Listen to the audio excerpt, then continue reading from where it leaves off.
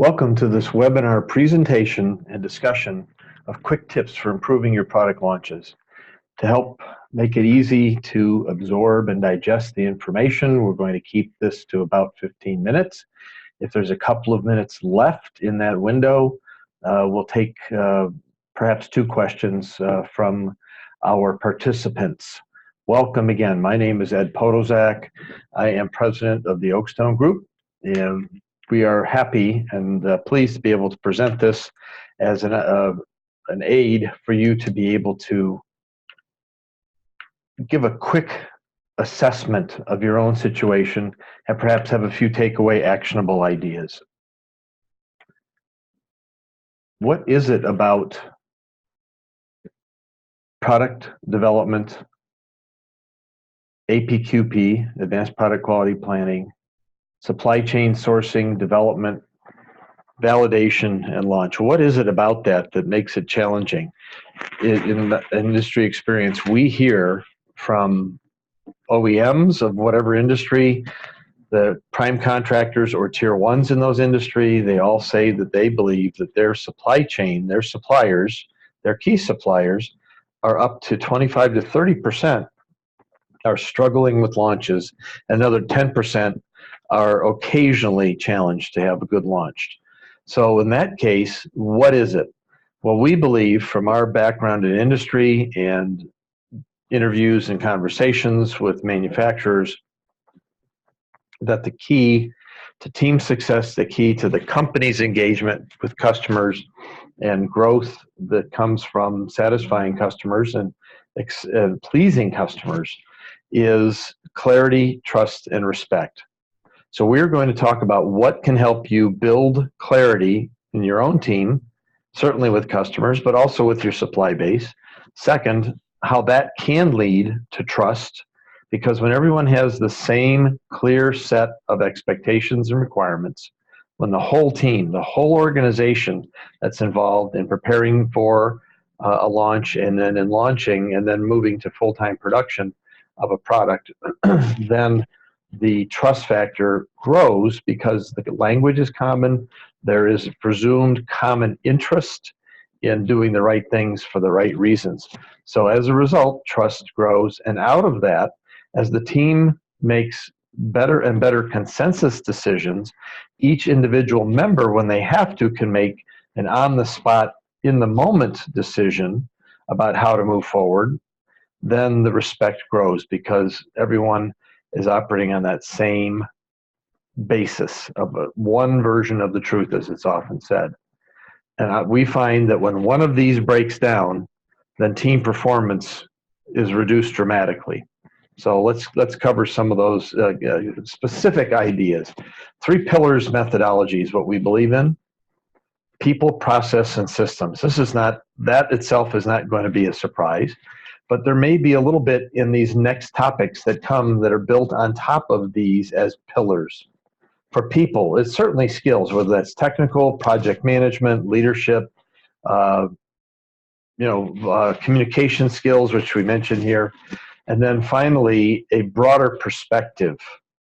That broader perspective, meaning let's view product and process development and launch as a continuum that involves the whole organization. When you think of it, isn't most of the organization, virtually all of it, involved with production or support of production? Well, as you're getting ready to produce, everyone should be involved as well. So communications, perspective, and then the idea of if things are clear, if the team agrees, then it's easier for people to be proactive rather than passive. Again, when we've heard someone say in an organization, and those of us who have served in industry, we've all heard this, well, I just have to wait. Management, and I use the air quotes around management has to decide. So-and-so has to decide. It's up to quality. It's up to production to decide. It's up to senior leadership to provide, whatever it is, or it's up to the team to decide. Well, in the moment, I may have to decide if I'm one of the team members that are doing this preparation for launch, and really getting of a mindset that if I am confident because I'm clear then hopefully others will trust me to do the right thing, and vice versa. When they have to make the choice, they can do that. Well, what helps that? Having a common process definition. A lot of organizations do that. Process definition can be carefully laid out. It's often an annual event, and certainly in successful organizations, it's a renewed review year after year, month after month, quarter after quarter, to keep things current, because as we all know, manufacturing dynamics are in play. Here's one area that I think companies can work to become more successful. Keep things simple. If your procedures, your work instructions, your policies are too complex or too abstract, it's hard for people. So if we said, here's a particular standard in section 8.9.2.b, here's how you need to address this kind of a topic, versus saying, when something happens on the floor, when we believe there might be a nonconformance, what do you do? Many organizations pursue that, and they put something in writing. Some, I believe, do an even better job, and that's something that we recommend. And we like to see tools where it's visual, meaning flow charts. It's easy for someone to read a flow chart and move quickly. And then finally, all of this needs to be accessible. One of the greatest losses for all of the effort, one of the things that diminishes the return on the investment of the time to prepare, how do we choose to do business, how do we want to do business going forward, how should we do business, is to then, even if we keep it simple, we make it visual, is to put it somewhere on a network drive that only a few people can get to. Or we may print out 1 or 2 or 3 or 4 of them and put them up with push pins on boards in common areas or out on the floor. What that challenge is what about the other 35 procedures and the other 85 work instructions? So how do people have access to this combined, let's call it knowledge, or combined agreement on how we should go forward to do business? It must be accessible to all the people who need to use it. It doesn't have to be editable, but it needs to be accessible. Then finally, what role can systems play? So let's say we've been doing training with people. We've been helping them grow. Let's say we've done a great job of defining. We have visual process and procedure descriptions. We have work instructions that include a lot of visuals, pictures. A lot of companies do that. That's good. And by golly, we've made them accessible. But then what happens over time in the hustle and bustle and the interruptions and disruptions that come along in manufacturing? Things break down, because even if I have good intent or the next person has good intent to follow through on some big review or some small detail, and we get distracted or we're reassigned temporarily to do something else that's a higher priority, often we can drop the ball. We can forget, and therefore we introduce gaps in the continuum of activity and knowledge building and history that can be built as a trace for what have we planned to do, what are we going to be doing, and can we act on it in a proactive fashion. So systems need to first manage revision control. And I have been there in the spaghetti diagram of here's our system, and it really is interesting. And my colleagues, and we all have shared stories of this in the Oakstone Group. We've all shared these stories of, we've been somewhere and, they keep such and such out on a network drive S. They keep their drawings here on this network drive D or T or whatever it is. And by the way, we keep forms and other things over here in this subfolder and such over there. Well, that's good. But how do we keep revision control that often there are little blocks inside the document that says, as of this date, I changed such and such a document for this reason, and here's the date. Well, that's good. But what happens if I forget to do that, and the next person comes along and adds a record, a change to that particular file, and they just march right in and they say, well, here's the first change. Well, we've lost that opportunity to understand why and how things got to be the way they were. And especially when an auditor comes in, whether it's a customer auditor, whether it's a third-party notified body auditor coming in for registration against a standard, such as AS 9100, ISO 13485, IATF 16949, or even the very common ISO 9001 standards, or employee health and safety, environmental health and safety, 14001 ISO. So how do we know what we're doing to support production and manage our business well? Well, we have all these great definitions, these skills built, but to avoid the risk of creating gaps in the gathering of knowledge, in keeping a good transactional history, having an automated system is good. Automated with reminders, automated with assignments. Hey, Ed, you need to now review the work of Mary over here, because Mary reviewed Jose's work over here, and now it's my turn because I'm a specialist in this area, or I'm an executive in that area, to review their work and come to a conclusion on it. Well, how do I know it's my turn if we have to rely on them to send an email? So the spaghetti diagram of spreadsheets, textual documents, stored on disk drives, with email supposedly to keep it all glued together, it's very easy to have gaps and misunderstandings created. The last part is very interesting in an organization, especially closely held organizations, where we're closing the loop. Where we don't close the loop, we're operating open loop. Here's what we do, we did it, next. Here's what we did, next. Here's what we did, next. Here's what we're doing next. That time for feedback is critical. Automated systems can help you with that. Here's the next item that I wanted to point out. In many organizations, and I've been a part of it, I have worked as best I knew how to undo this kind of mindset, but what we found was, and I see it today in dealing with manufacturers around the state and around the country, is that there's a temptation to what used to be called pencil whip. Now it's, I would call it, get religion in time for a customer audit, get religion in time for a third-party audit, get religion in time for an internal review. Instead of using the tools for advanced product quality planning, the flow chart, the production flow, FMEA, whether it's design, process, or both. And FMEA, for those of you who aren't familiar, failure modes and effects analysis. It's a way to assess the risks of what could happen if the design specifications and criteria aren't met. Control plan is when it gets to being time to produce. How are we going to control the production activity and the measurement of that to assure that we're addressing the risks and the controls needed that have been identified in the FMEA disciplines? Work instructions. Many organizations have those. How do we ensure we have the right ones on the floor?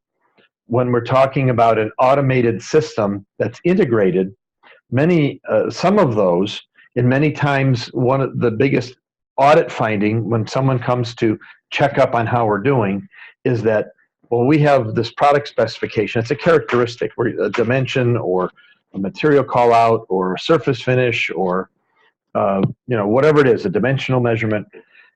And the customer comes in and they say, well, gee, your design FMEA says you will manage it this way.